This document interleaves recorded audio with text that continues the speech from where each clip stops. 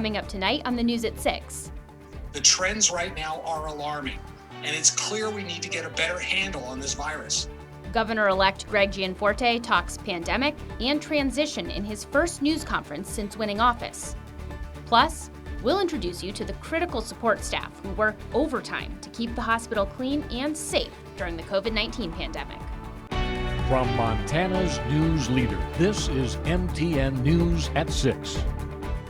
Good evening. Welcome to the News at 6. I'm Marian Davidson. Thanks for joining us. Well, tonight, one second, sorry about that, having a little bit of technical difficulties here, but today, Montana's next governor held his first news conference since winning office. Here's what Jonathan Ambarian reports on what Governor-elect Greg Gianforte had to say. It's been 1 month since Congressman Greg Gianforte became Montana's governor-elect, and it's 1 month until his inauguration. On Friday, the Bozeman Republican said he's encouraged with how the transition has gone so far. We're building a great team, have rolled up our sleeves, and are already working for Montanans.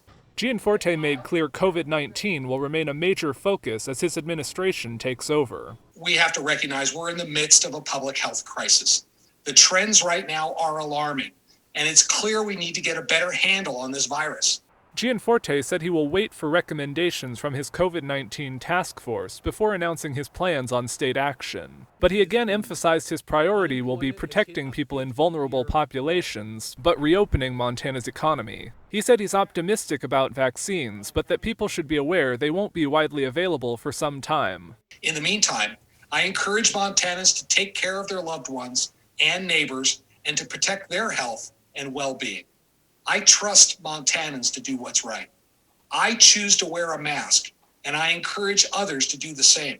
Gianforte said he's had hundreds of Montanans express interest in joining his administration. He plans to name cabinet members and roll out policies in the coming weeks. He also said he's been in contact with many lawmakers of both parties. My message was clear. I look forward to working together for the benefit of all Montanans.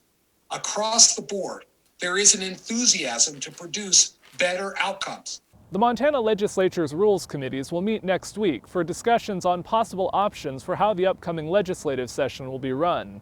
Gianforte says it will be up to lawmakers to make that decision, but he said he believes they can balance doing their work and keeping people safe. In Helena, Jonathan Ambarian, MTN News. Gianforte will still represent Montana in the U.S. House for another month. He said today that he expects a COVID relief package will reach the House floor before the end of the session, but he does not know what it will include. All right, now it's time for First Weather with Chief Meteorologist Curtis Grevenitz. Yet another day of unusual December weather. Good evening, Mary. Good evening, everybody. Nice clear skies here from Hayes. Color, yeah, it's going away as the sun is going down, but a beautiful day for most of the state. Who wants to go to Whitefish with me? And it looks pretty nice, decorated here for the season in downtown Whitefish. However, if you go about 400 feet above, there is a thick, dense layer of clouds here. Whitefish did not see the sun today. I know, it's kind of hard to believe with the amount of sun that we had here, but there's an inversion, and the Flathead Valley, including up around Whitefish, we are locked in some of that low-level clouds. You know how it can get up there at times, but for the most part, this is about as worry-free weather as Montana gets. Colder air is coming, but we'll talk about just how cold it will be, and a wee bit of winter, maybe a little skosh of snow in the forecast coming up.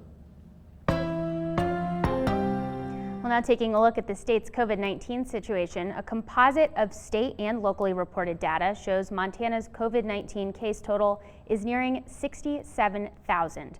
Right now, just under 16,000 of those are active cases. And to date, 757 Montanans have died as a result of the virus. MTN is using a combination of sources to deliver the most accurate count on cases each day. Local county health departments may be alerted to cases before Montana DPHHS. So using that local data means there will be times when MTN COVID-19 data does not align with the state report.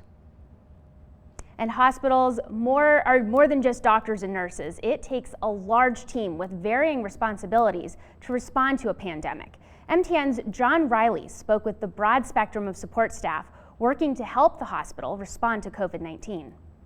Of the more than 1,700 employees at St. Peter's Health, 53 are with environmental services and tasked with cleaning the facilities. We're doing everything that we can to prevent the spread. We're trying to do everything that we can to take the extra precautions here at work and in the community. Just like most hospital workers, environmental services are feeling the stress of the pandemic. Co-workers have been catching the virus in the community or needing to quarantine as COVID contacts. With a reduced workforce, staff have been working overtime and covering shifts to make sure proper cleaning is done. And in turn, more people in the hospital are protected.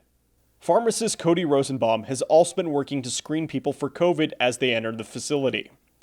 COVID screeners make sure people who need treatment for the virus aren't inadvertently exposing others, like cancer patients, when they enter the facility.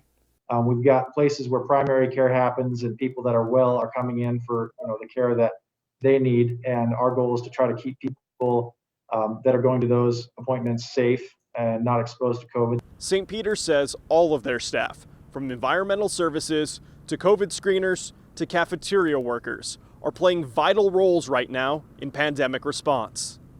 Some days are hard, some are even worse. But staff are committed to protecting and caring for their neighbors when they need it. I look at it as the battle is not over. We have these small fights that we win, some that we lose, but the battle is not over. I choose not to celebrate until there is a day when we are completely free, that we can go back to our everyday lives. I will celebrate on that day, but until then, it's just another fight. That was MTN's John Riley reporting. And Helena's bus service is temporarily suspending its route to East Helena and the East Valley because fewer staff are available due to COVID-19. Capital Transit officials said the East Valley bus service will stop running Monday and it will remain suspended until further notice. They say they are currently operating without many backup drivers, and this change is a precaution to ensure the fixed route buses and paratransit keep running. During the pandemic, Capital Transit is limiting the number of riders on each bus and taking buses out of service from 11 to 1 each day for deep cleaning. We're just trying to, provide the best service we can by keeping our staff as safe as possible, and same with the public, making sure that the rides that we provide are safe and clean. And as soon as we have the resources to bring back that East Valley route, then we'll get that back up in operation. The East Valley bus was also suspended for several months in the spring. Capital Transit leaders say they will look at the route in the coming months to consider possible options. And still ahead on the news at 6, the good news and bad news about the impact of distance learning on students. From Montana's news leader, you're watching MTN News at 6. Welcome back to the news at 6. For months now, public health experts and educators have been lamenting the long-term impacts of remote learning. New numbers out this week show the effect they are having on student performance. As Asher Qureshi found, there's both good news and bad news. In May, researchers estimated that by the beginning of this academic year, the average student would lose a third of their reading progress and half of their math progress from the previous year. That was kind of assuming worst case scenario. This week, NWEA, a not-for-profit standardized testing company, released its findings from this fall's assessment. Kids remarkably have weathered pretty well in reading, and those patterns, both in the cross-sectional as well as the longitudinal studies, really kind of highlight some good news. But their analysis of data from nearly 4.4 million U.S. students in grades 3 to 8 found average scores for math were lower, between 5 and 10 percentile points for students this year as compared to the same grade students last year. The findings represent some of the first empirical measures of how the pandemic has affected student performance. We're moving slower, which means that we're covering less material over a certain period of time. For many teachers like Kara Cohen, who has been teaching 5th grade reading and math for more than 2 decades, remote learning has forced her to slow her pace, especially with math. And there may be difficulties with Wi-Fi, different things from day to day. You have to slow down in order to reach all learners. Dr. Kimberly Behrens is a child development expert, educator, and the author of Blind Spots: Why Students Fail and the Science That Can Save Them. Spending more time on repeated, reinforced practice of skills to mastery, so that when kids have gaps in instruction that are inevitably going to happen from school closures, kids getting sick, or pandemics, then kids will be more resilient. Still, NWEA's data set is incomplete. 1 in 4 students who they tested in 2019 were missing from this year's assessment. They were much more likely to be African American or Latinx or Hispanic. They were more likely to be from high poverty schools, and they were more likely to be lower achieving in the first place. That means that while the new data suggests some promising outcomes, we still don't know just how severely the pandemic is impacting minority and socioeconomically disadvantaged students. I'm Usher Qureshi reporting. Experts say some signs you should watch out for that your child might be falling behind in math include counting on fingers beyond early years, your child not attempting to find alternatives to problems when roadblocks arise, and increased anxiety or not paying attention during math lessons. And some parents find themselves filling in as substitute teachers as the pandemic makes a national teaching shortage worse. The shortage forced some school districts across the country to use a completely remote learning model. Parents who now find themselves filling in at their children's school say it is nice to be an advocate for the kids, but they worry about the long-term impact on them. A company that places substitute teachers in 40 states estimates some districts have as many as 1,000 vacancies. All right, and now back with some more weather. Chief Meteorologist Curtis Grevenitz. Well, we've got some real nice weather, obviously, out there right now. That will continue through the weekend. A nice warm air mass in place, not only across Montana, but the prairies of Canada, all the way down to the southwestern United States. It stays mild Monday and Tuesday. Starts to get a little cooler Wednesday and Thursday into Friday. However, the real cold stuff, the bitterly Arctic cold, will remain to our north. I'll have more on the weekend forecast and beyond coming up. Storm Tracker weather starts now with Chief Meteorologist Curtis Grevenitz. All right, welcome back, everybody. Good Friday evening to you all. Second week of night skiing at Great Divide. It looks pretty open on the slopes there, but great conditions, especially with the nice weather. Not a lot of wind and nice sunshine until the sun goes down, of course. But pretty nights as well. 36 degrees currently in Great Falls. South wind 13 miles per hour. That's nothing.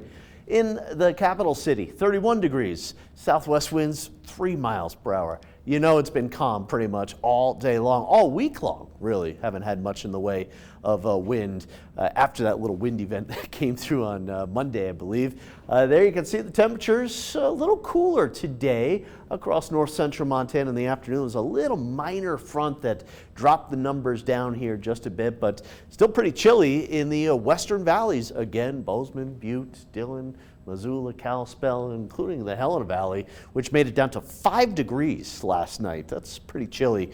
A fairly light wind again in the western part of the state. Fairly light wind across all of Montana right now. When we don't have wind speeds 20, 30 miles per hour, that's pretty good, right? On the radar, very, very quiet. But still looking at some air quality issues here, air stagnation. The air quality at worst is moderate, so for the most part, it's not too terrible here. But again, from around Ronan and St. Ignatius up the Flathead Valley through Polson, around Lakeside, all the way up through Kalispell and Whitefish, there is an inversion, and it's trapping a lot of that low-level moisture. So like they can get socked in, it's socked in up there, of course, on the top of Whitefish, though, Mount Whitefish Mountain, that is, on top of Big Mountain. If you're an old timer, old schooler, you can look out and just look at that sea of clouds underneath, which is always pretty cool. Idaho, Washington, Oregon, and western Montana, some air stagnation issues here. There's a big storm that will develop into a major snow event, 1 to 2 feet up into northern New England, coming in for tomorrow into Sunday. But quite the opposite of that here throughout the west, with high pressure once again dominating our weather. A few storms make a run at it, trying to come in here, but look at that just fizzle away here as we go through Saturday and Sunday. We have mostly sunny skies into Monday as well. Tuesday is when the ridge starts to break down. Probably have a little more in the way of cloud cover on Tuesday, followed by a little mix of rain and snow showers into Wednesday, possibly into Thursday morning. a little light shower event here coming through. But Friday night into Saturday, this could be a little more. We could be talking about maybe an inch or two of accumulation in the lower elevation. Speaking of snow, again, the storm track way off towards the north. Coastal British Columbia just getting pummeled with snow, but heading into Tuesday night and then Wednesday into Thursday, and then Friday, there you can see just a little in the way of some accumulation. So the ridge of high pressure will be breaking down as we go through middle and later next week. Here's the forecast for tonight. Not as mild as it was last night for some areas, but certainly not cold. Teens and 20s to about 30 in central Montana. And we've got teens here, but again, some of those normally colder spots will be down into the single digits here tonight. Here's the forecast for tomorrow, Saturday. A real warm day up into the 40s and the 50s. A little colder northeast Montana and closer to the Canadian border, but Lewistown, more melting snow, and around the Helena area inverted, but sunny again with high temperatures close to 40 degrees. Here's the 7-day forecast for Helena, and looking at low 40s the next few days into Monday with calm conditions and mostly sunny skies.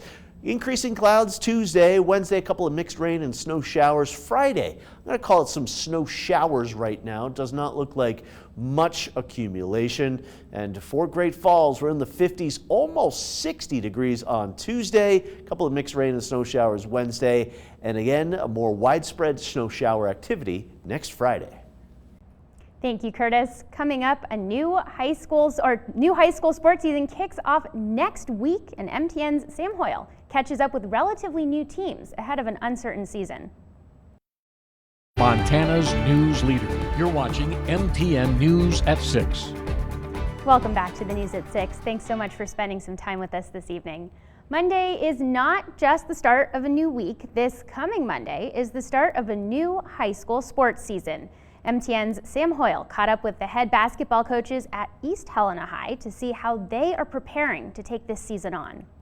With winter sports starting up on December 7th, the East Helena High basketball teams are having to prepare for just their second season in existence in the midst of the COVID-19 pandemic. And though they are only in their second year of existence and everything is relatively new, that doesn't mean that they feel like they have an advantage, said head girls basketball coach Carson Bender. I don't know if it benefits us or not. To be honest, it's pluses and minuses, but the kids have been, super adaptable and flexible, and they have been.